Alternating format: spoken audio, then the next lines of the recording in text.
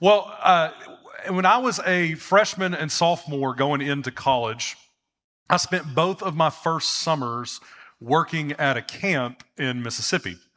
And when I was there, I was in charge of our riflery and archery team, which some of you are probably thinking that sounds like a horrible idea, and I agree with you in that.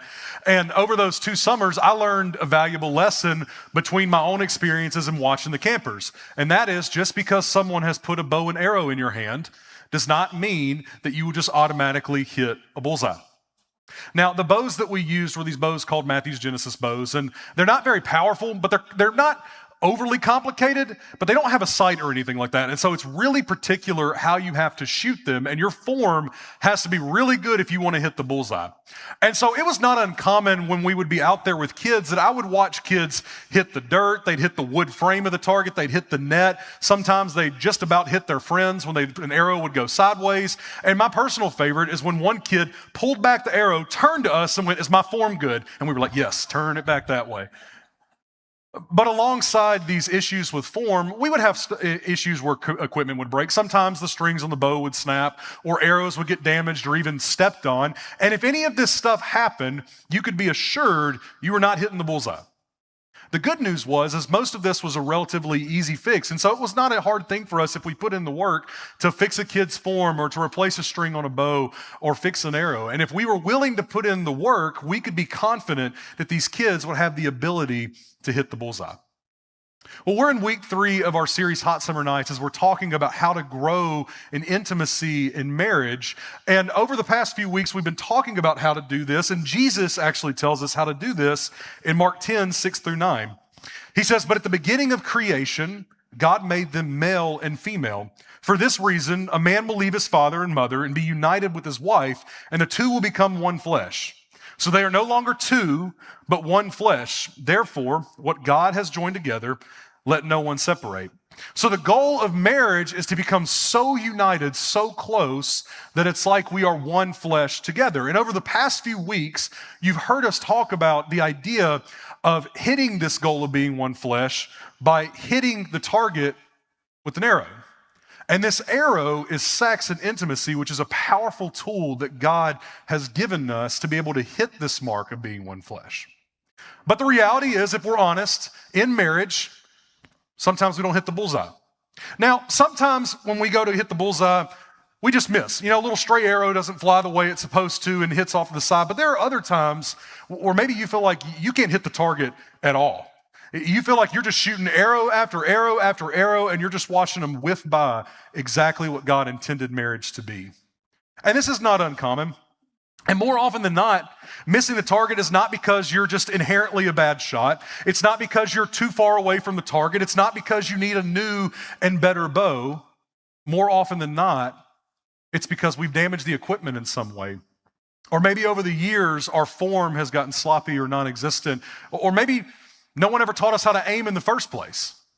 And so the good news for us is that we can fix what's broken and correct our form to ensure that we are capable of hitting the bullseye of one flesh, no matter what stage of marriage we're in.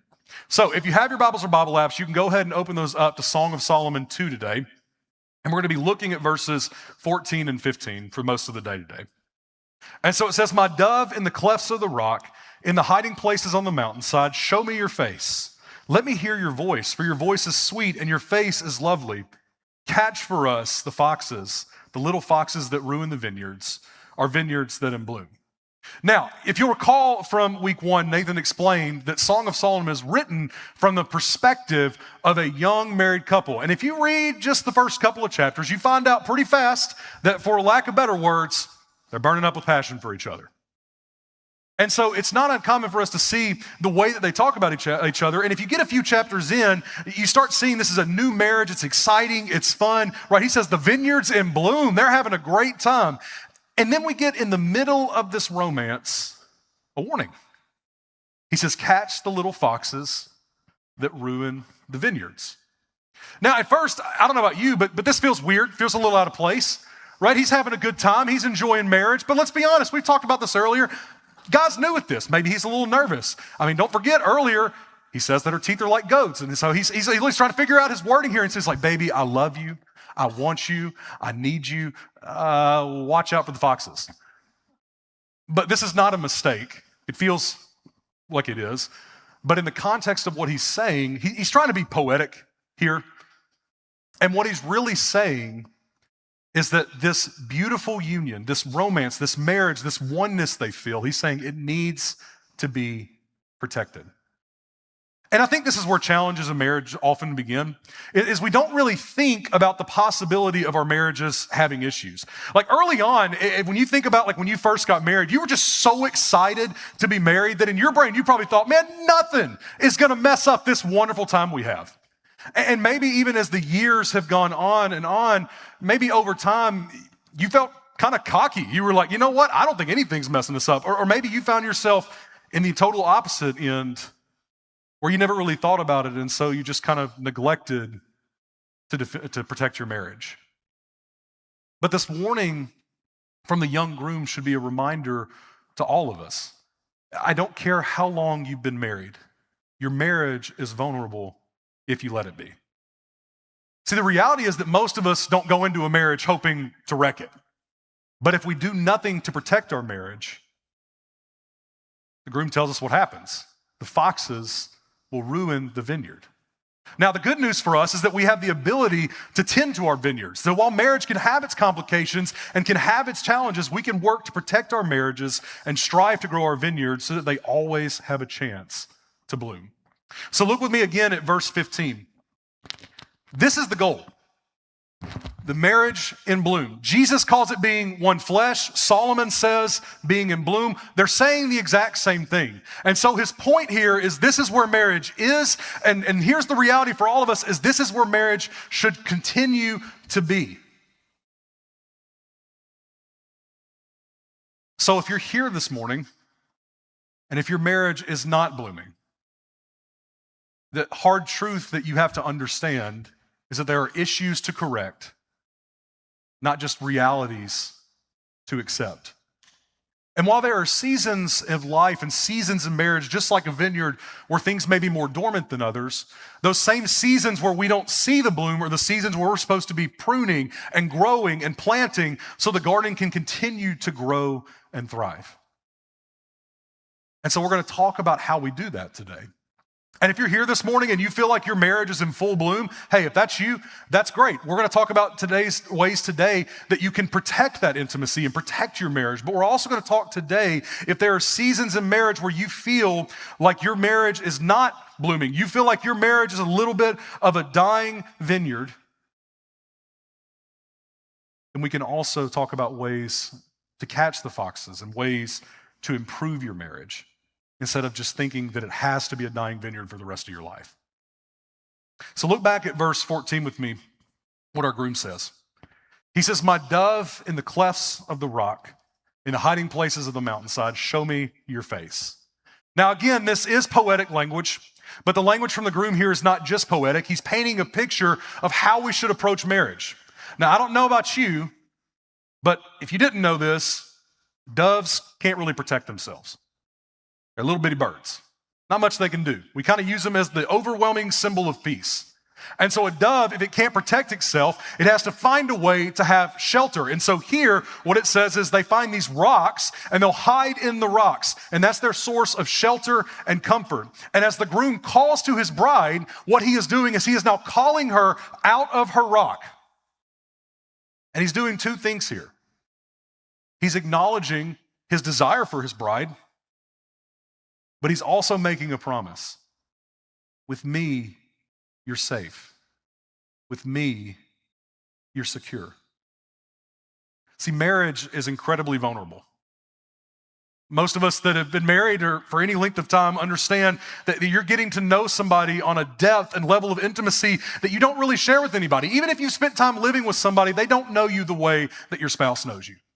And there's a lot of beauty in that, but there's also a lot of challenges that come with that. And if not carefully and correctly approached, what can happen is this intimacy can actually become a hole in the fence that lets the foxes in, as opposed to this beautiful safety and shelter that it's supposed to be instead of the rock. And so we have to take special care that if we're going to take the dove out of the rock, we have to make sure that that dove feels safe and secure, because your goal in marriage is not just to survive the dangers of this world. It's to thrive and grow in the safety and security of being one flesh. And so if you're going to make sure that you hit the target of becoming one flesh, you need to work together with your spouse to correct your form or repair what's broken, to catch the foxes so that your arrows can fly straight and your vineyard is safe and growing. And there's two ways that we can really work on this. And here's the first. If you want a healthy marriage, you need to improve communication. Look at what the groom says in verse 14. He says, "Let me hear your voice, for your voice is sweet." Now, men, something to learn here. This is not somebody who groans every time his wife wants to talk to him about something. This is somebody who desperately desires communication with his wife. He is like, "Talk to me, baby." And he is happy about this. And so a healthy marriage, it first thrives on good communication.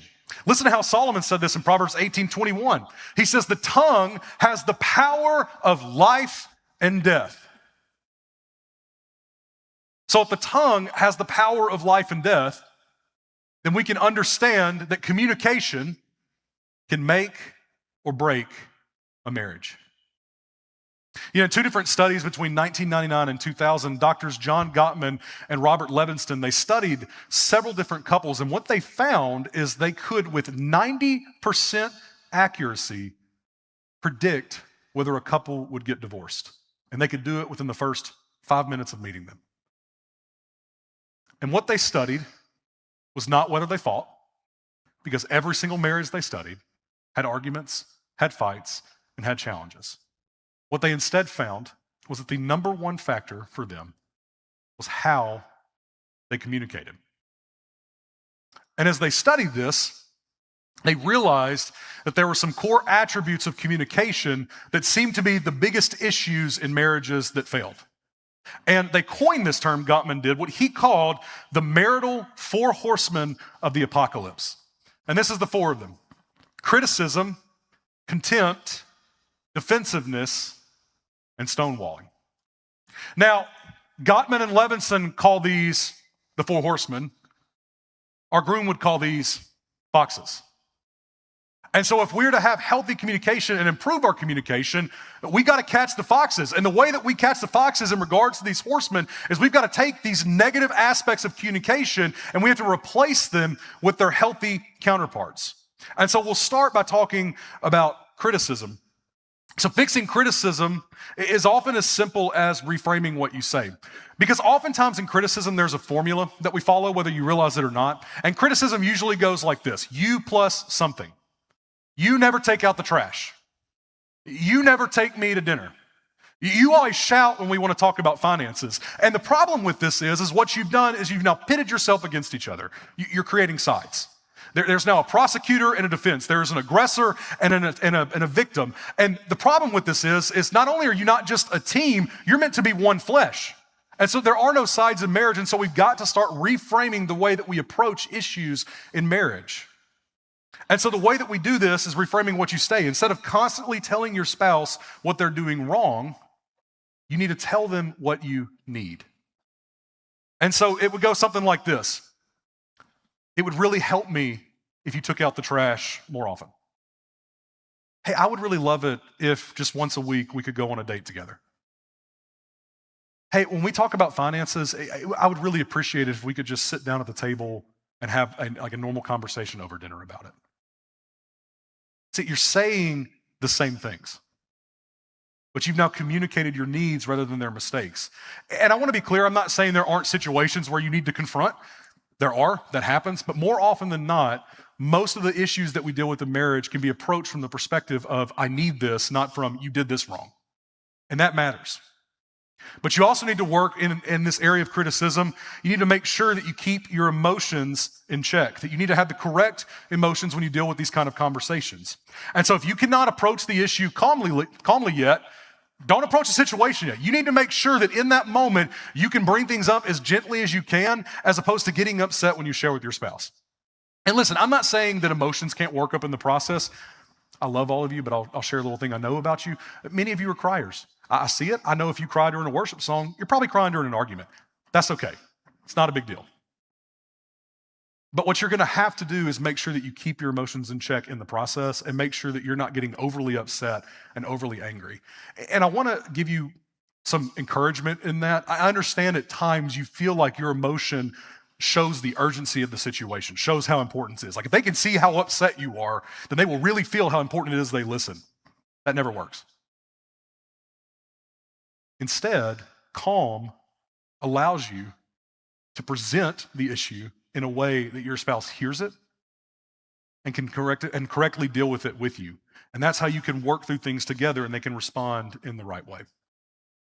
Now, the next fox or horseman that we deal with is contempt. And dealing with contempt, catching this fox, means that we need to create a practice of appreciation. Now, the longer you're married and the more you get to know each other, the easier it is to push each other's buttons. Amen? Lord heard you on that one. So I'm gonna share something about my wife and then share something about me so that she doesn't get mad at me later, because I forgot to tell her I was doing this. Things you get mad at your spouse for. I have a pet peeve that my wife knows about, and it's I don't like when people smack when they chew. And my wife doesn't do that when she eats. She does smack when she chews gum. And so if she's not thinking about it, I mean, she just, it's loud. I mean, it's like gunshots going off in my ear. And she's known me long enough at this point to know it's not something I enjoy. And so I don't even have to say anything at this point. Like if I just turn, I don't even get my head fully turned. She realizes the error she's made and she'll go, sorry. And then she'll just start chewing quietly. Now for my wife, she knows probably her biggest pet peeve with me. I am a cabinet opener. I am not a cabinet closer.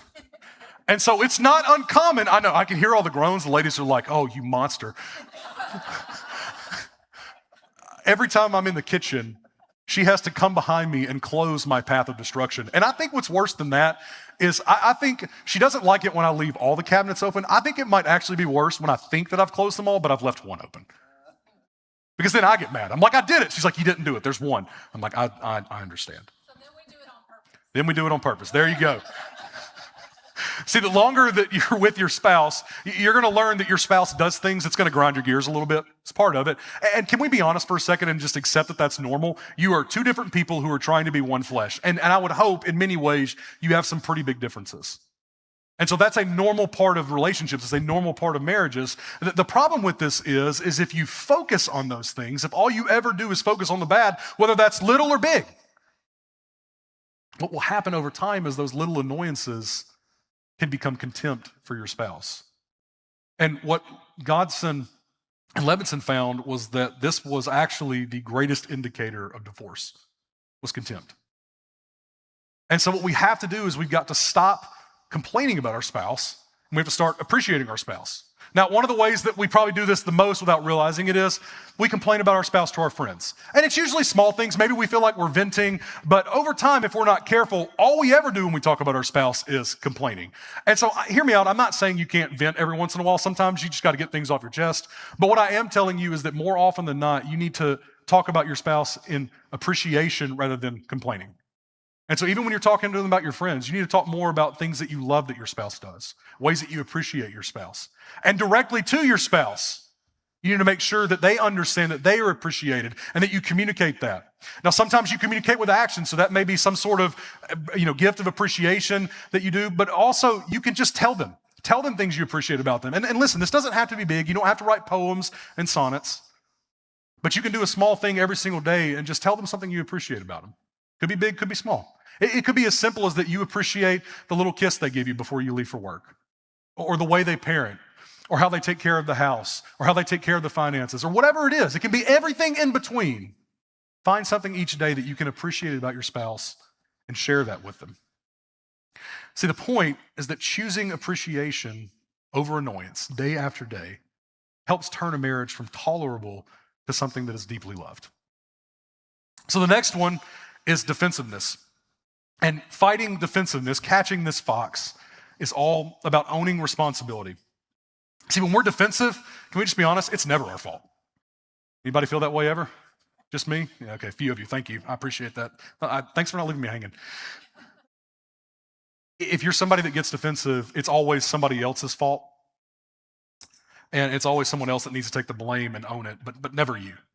And I'm going to let you in on a little secret. There's not a single one of us that are always right. There's not a single one of us that are always the one that are the victim.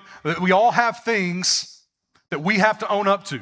We all have mistakes that we make. We all have parts that we play in this. And choosing to ignore your responsibility when it comes to issues in your marriage is one of the fastest ways that you will kill intimacy in your marriage. See, the reality is your spouse is not responsible for everything, no matter how much you may believe they are. And more often than not, our issues are not one-sided. Really, our issues more often than not are these reciprocated blows back and forth. And with rare exceptions, there is probably something that you need to take responsibility for. And so owning your part in marital issues is not saying that everything's your fault. So hear me when I say that. You taking responsibility does not mean that you now go, I own all of this. I am to blame for all of this. That's not what you're doing. It's acknowledging that you, whether you realize it or not, have a part to play. And so even in moments where you may not feel like you're responsible, you need to own up to your part in it.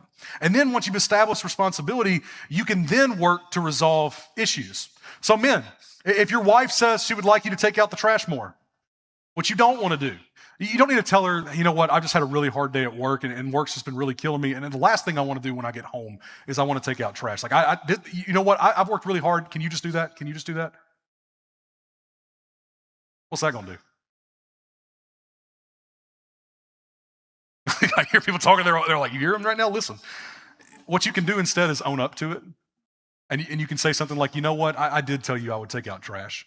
And work's just been really crazy, and that's not an excuse. I haven't been doing what I need to, and so I will. I'll take the trash out right now, and I'll make sure that I'll work on that.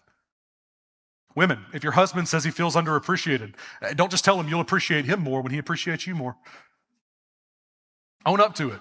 And here's the thing, if you feel that way, work towards resolution in both ways. So let's put to practice what we talked about in criticism along with defensiveness. And so you can say something along the lines of, I'm sorry I haven't done a good job in showing you that I appreciate you. I'll work on that. But I also want to ask that you do the same. I've been feeling a little undervalued lately as well. And so you see, the goal is not to win. This is not one side against another. It's not you versus your spouse. You are one flesh working to resolve issues. And so in this moment, what that requires is responsibility from both of you. You know, some people will say that in marriage, the goal is that each spouse gives 50%. But that's not really true. Each spouse is responsible for 100% of the marriage. And there may even be moments where you have to take the full responsibility at times and carry the marriage. And I just got to be honest with you. If you're here and you feel like that's a burden, I understand that to some degree, but understand that's the vow we make. Like when we say for better or for worse, when we say until death do us part, when we make that commitment, that vow before God, we have committed in that moment. We're saying, you are my dove, you are secure no matter what it takes. I will make sure that you are secure. And so we need to make sure that we take our part in this and take responsibility. And if you can do that instead of attacking each other and getting defensive, you've now positioned yourself to resolve issues. And that is how you handle the healthy conflict and get the arrow back on target. Now, the last horseman in communication is one that often gets painted in a really good light. It's called stonewalling. And what stonewalling is, basically, is you just do nothing. And I can understand why you might think this sounds good, right? Don't fight, just walk away. You're not yelling, you're not attacking, you're calm. You're calm. It sounds good in principle, but it doesn't really work. Like if you and your spouse don't regularly talk about issues in your marriage, you're not helping anything. You're just prolonging the damage. And so ignoring the problem, I'm just gonna tell you, it'll never lead to less problems. In fact, more often than not, all it does is it allows the foxes to multiply. And so the only way to get them out of the vineyard is to catch them. You've got to deal with these foxes by implementing healthy communication, not a lack of. And so if you're somebody that struggles with feelings of shutting down or just walking away in those moments, you need to make intentional effort to have hard conversations, even when you feel like things are working up for you. And look, if you are that kind of person and you go, look, I get that, but sometimes I just need a minute. I just need a minute to catch my breath. I need a minute to rethink about this, to focus, to get my emotions in check. That's perfectly fine. Just communicate that. Say, hey, I want to talk about this, but I need a second just to kind of get my head straight, and then we can come back to it. But then you got to come back to it. So the reality is that no communication will wreck our vineyard just as much as unhealthy communication.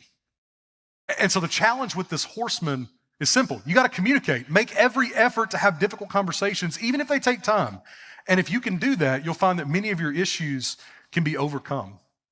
See, a healthy marriage isn't the one with the fewest foxes showing up. It's the one that knows how to catch them before they multiply. See, every one of these conversations is you and your spouse working together, catching the fox before it gets into the vineyard. And when you do that, communication stops being damage control and it starts becoming part of this powerful tool that helps us to hit the target of being one flesh. So we start in a healthy marriage by improving communication. But the second way that we do this and overcome challenges in marriage and intimacy is to remain committed. And we can really break this down into two commitments. And so the first one is you need to remain committed in the bedroom. Now, Nathan just spent the past 2 weeks detailing God's design for sex and intimacy and how we can grow and better improve it with our spouse. And if you haven't been here for these past 2 weeks, I would highly, highly, highly encourage you, go back on YouTube and watch the sermons because they all are practical application that help in this process. But see, being committed in the bedroom, it starts with a commitment to intimacy with our spouse. Now, we looked at this passage last week, but look at what Paul says about this in 1 Corinthians 7, 3-5. He said, the husband should fulfill his marital duty to his wife, and likewise the wife to her husband. The wife does not have authority over her own body, but yields it to her husband. And in the same way, a husband does not have authority over his own body, but yields it to his wife. Do not deprive each other, except perhaps by mutual consent and for a time, so that you may devote yourselves to prayer. Then come together again, so Satan will not tempt you because of your lack of self-control. I like the little shot that Paul takes there at the end. He's like, you guys can't handle this.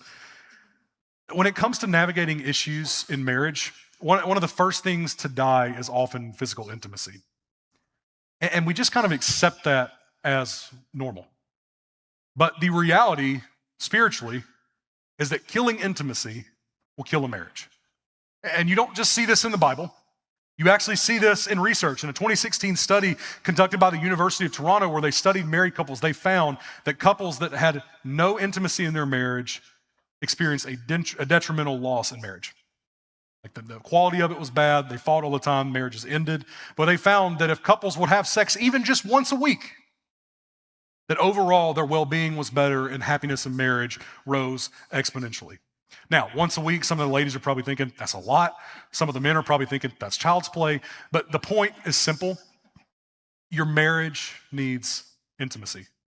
God did not create intimacy to just be something we do when things are going good and things are fun. He created it to help us maintain the goal of being one flesh and to keep hitting the target with this powerful arrow.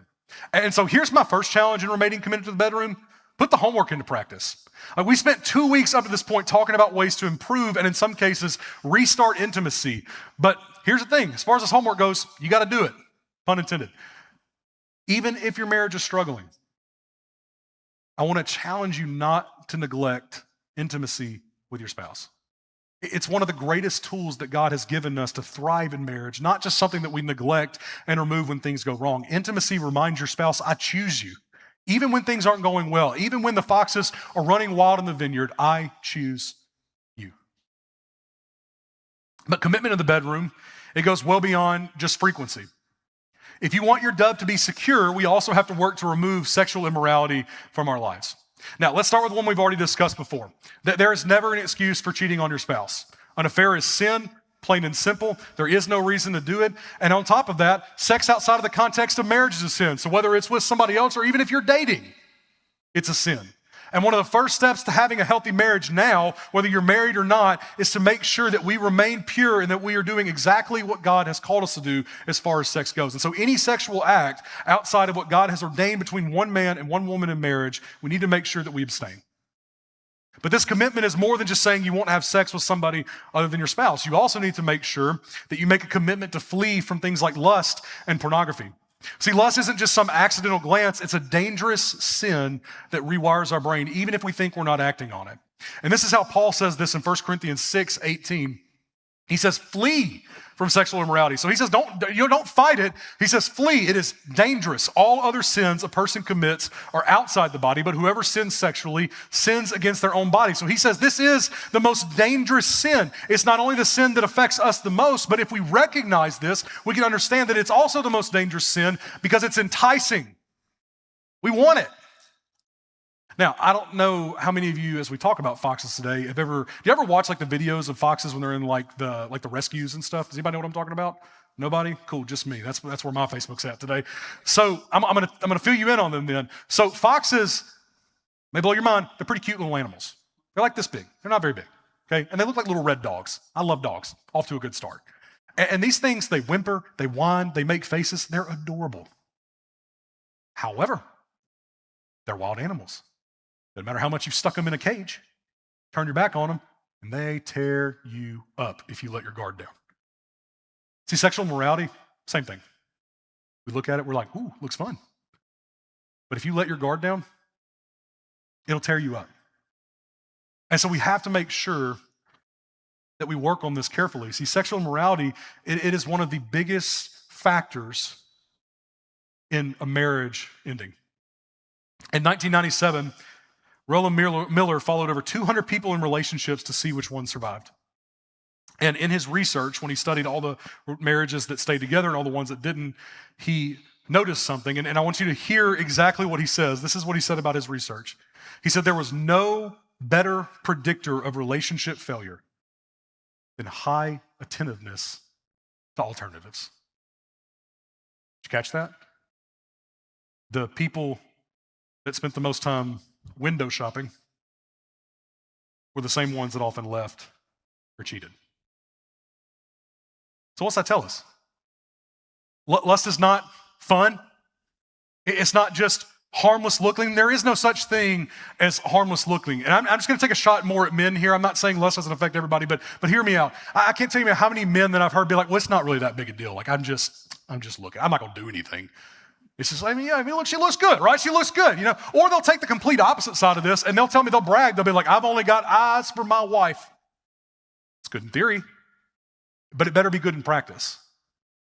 Because there is no quicker way to drive a wedge between you and your spouse and to kill intimacy in your marriage and maybe even your relationship if you cannot catch this fox early. It's incredibly important that we understand that lust is dangerous, it is deceptive, and it will wreck us. Look at how Solomon says this in Proverbs 5:3-4. He says, for the lips of the adulterous women drip honey, and her speech is smoother than oil. But in the end, she is bitter as gall and sharp as a double-edged sword. Now, what you may not realize, if you go back and reread parts of Song of Solomon, is that describing her lips dripping as honey, the groom actually describes his bride the exact same way as Solomon describes the adulterous woman. Why? They're not the same person. I'll tell you. So men, women, look at me very carefully. There are other people in this world who are attractive other than your spouse. I said it. You can look at me, you don't have to look at them. There are people that you may at times feel a connection with. That there are people at times that you may feel enticed or tempted by. But it's never safe. It is dangerous. And if we let our guard down, the foxes will ruin the vineyard. They will wreck it. And so you got to understand in these kind of scenarios, there is no safe way to do this. There is no such thing as harmless flirting in the workplace. There's no such thing as just little texts that don't really mean anything. And you could go further than that. But my point is all of these things that we look at and we may go, it's not that big a deal. Look at it like it's a little harmless fox. Like, yeah, that fox will rip you to shreds. And so we've got to make sure that we are intentional about protecting the vineyard in every way possible that we can. If we're going to say that our dove is secure, make sure that the dove is secure. And the same thing's true for pornography. There is study after study after study after study after study of how porn wrecks our brains and ruins intimacy, and yet its popularity is on the rise. Like it's still growing in popularity, and we've got to fight against this. And so if you're somebody that struggles with that, you've got to avoid it at all costs. We flee from sexual immorality. And so if you need to put blockers on your device, do it. If you need to get an accountability partner to hold you to what you've committed to, do it. Delete social media if you have to. Do whatever you can to flee from sexual immorality of all kinds, because it will wreck your vineyard. But commitment, it doesn't stop in the bedroom. See, if you want to hit the target of being one flesh, you've got to fix what's broken. And so the reality is that a healthy intimacy also requires a commitment to be healthy. And I want to be clear here, I'm not just talking about physical health. Like, that's a good thing, something we should all work on, myself included. But really, when he talks about this, and when we talk about this idea of being healthy in marriage, we're speaking more mentally and spiritually here. And so more often than not, whether we realize it, we bring some sort of hurt or baggage into our marriages. And we need to make an effort to deal with your problems, because if you don't, they're going to become your spouse's problems. And so often what we do is we just neglect our responsibility to heal before we go into marriage, and so there becomes this strain in intimacy. And you got to listen to me. A damaged vine does not produce fruit. It's that simple. And so if you're sitting here and you're like, I'm going to work on my vineyard, I'm going to grow it, my dove's going to be secure, but over in this corner over here, we've got these vines that are rotten, they're decaying, they're damaged, they're diseased, and we do nothing about it. You can't expect then for that stuff to bloom all of a sudden. Those are issues that we have to deal with. And so we have to make a real effort to heal and be restored so that our marriage can be fruitful and we can hit the mark of being one flesh. See, some of you, you're walking into your marriage every day carrying something that you've never actually dealt with or processed. And maybe it's anxiety, maybe it's grief, maybe it's an addiction, maybe it's a wound from a previous relationship or even previous marriage. And if that's you, you got to hear me now. You have to deal with that fox before it destroys your vineyard. These aren't just your issues. They will, if they have not already, become your spouse's. And you have a responsibility as their spouse to help them be secure in marriage by dealing with these issues instead of just avoiding them or accepting them as the norm. Now, sometimes dealing with your issues might just mean that you accept responsibility and you work on that through prayer and obedience. If your issue is sin, deal with sin the way that we have to biblically. I totally agree with that. If it's an addiction, get help, do all these things. But there are times where your issues need to be dealt with in a professional sense. And that's perfectly fine. There are other times where you may need to seek counseling for help and healing, whether that's personal counseling or marital counseling. And listen, I know for some of you, you hear counseling, and some of you probably think, look, if my marriage needs counseling, my marriage is over. That's it. But we've got to understand that counseling is not just some man-made thing that we've come up with as an attempt to be part of God's healing process. Like, it is a powerful tool that God gave us in this arsenal of marriage. And it's not just something that we use as a last resort. It's something that can actually help us. It gives us a space to be honest and to heal with professional help, because we can't do everything on our own. I mean, think about it. How many of you have a garden? How many of you, when you go to plant things in your garden, because God gave you hands, you go out there and you dig like a mole? Anyone? Do you use tools? Okay, so hear me out here. Did God divinely give you that tool when you were born? Or did God make people who learned how to make tools, who then gave you that tool to use? Counseling, more often than not, it's probably the best tool we have to tend to our garden. And it's the one that sits in the shed the longest. But if we will actually just be humble about it and use that tool, it has extremely incredible benefits for us. And this has been studied for years. 27 years ago, in the Journal of Clinical Psychology and Science and Practice, they found back then, this is back when counseling was a big no-no. They found that at least 70% of couples who went through counseling moved from marital distress to healthy marriages. 70%. So don't feel bad or weak for seeking professional help. God gave us professionals to help us deal with these issues so that we can be healthy individuals who then have healthy marriages. And next week, as we wrap up this series, Nathan's going to go into some more depth on how you can continue to improve, grow, and heal to leave a lasting legacy in your marriage and with future generations. But the point and the goal is simple. We commit to be healthy so that your marriage can be healthy.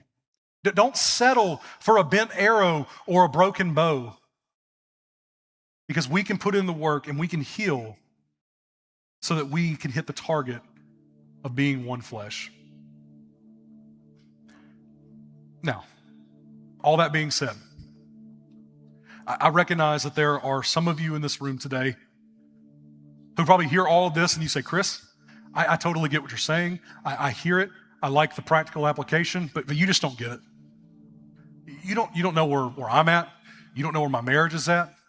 And maybe if I was younger, I could have worked on myself. Maybe if our marriage was earlier into it and we hadn't damaged ourselves so badly that we could heal, but I'm too broken. I'm too far gone. This is it. The marriage is over. There's nothing I can do about it.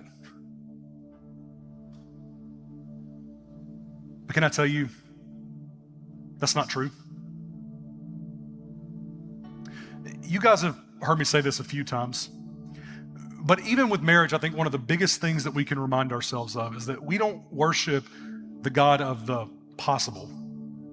We worship the God of the impossible. And so in those moments, we sit here and we look at God, there's no way that my marriage could ever be healthy again. There's no way my marriage could ever be a blooming vineyard again. But we have to realize that we serve the great physician, the one who heals and restores and makes things all new. And I love what God says to Israel after they dealt with the consequences of their sin and judgment in their sin in Joel 2:25. He says, I will restore to you the years that the swarming locust has eaten.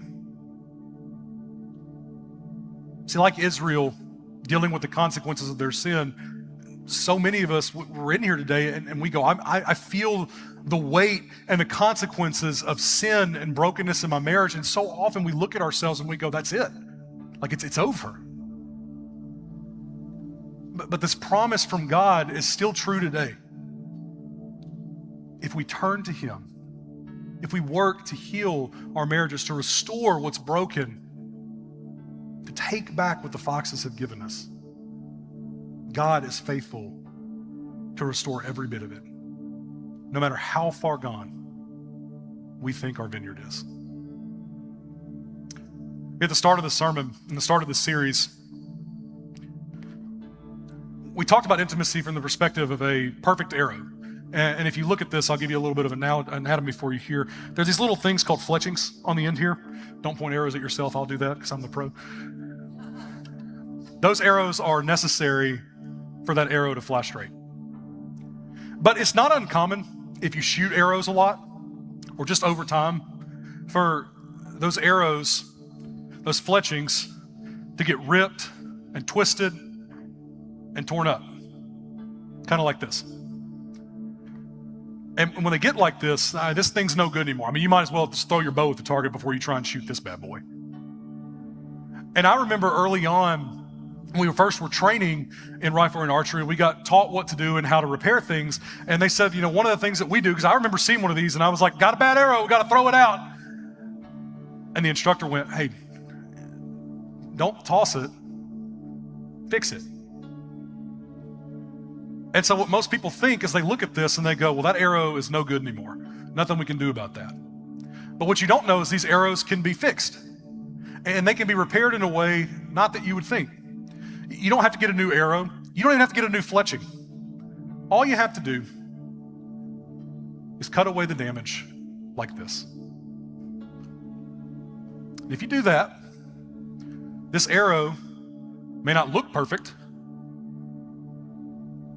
but it flies perfectly straight. Some of you came in this morning with a broken arrow, and your temptation has been, toss it. But I'll tell you the same thing that instructor told me all those years ago. Don't toss it. Fix it. Your marriage is not too far gone. The damage is not so deep, so entrenched in who you are and in your marriage that there is not a possibility for healing. You serve the God of the impossible, the God who restores, the God who heals. And He has promised us that if we put the work in, there's healing and restoration in our marriage. So what do? We cut away the damage. We heal what's broken. We catch the foxes. We improve our communication. We make a commitment to our spouses, a commitment to intimacy, a commitment to be pure, and a commitment to be healthy. And if we can do that, we will find healing. See, God's not looking for your arrow to look perfect. He's just asking that you help Him and let Him heal your marriage. And if you can do that, your marriage will be far greater than anything it ever was in the beginning. So today, you have a decision to make. Will you let the foxes keep running through your vineyard? Will you live with the broken arrow? Or will you heal? Will you work with your spouse to catch the foxes so that your arrows can fly straight again? Let's pray. God, we thank you for who you are. God, I thank you that you're a God of love. God, I thank you that you've given us marriage as this beautiful picture of intimacy with you.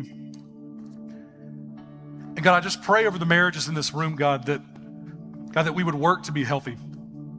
God, to understand that there are challenges in marriage, to understand that there are moments where things don't always go the way we expected, that marriage doesn't always look perfect, but God, with you, our marriages can be restored and they can be healed. And so God, I just pray that we would make a commitment to do that.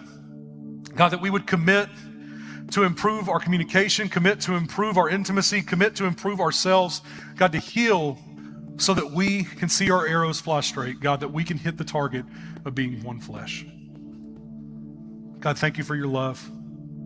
Thank you for a picture of what marriage should look like. God, help us to live that out. God, we love you. We praise you. It's in your name we pray. Amen.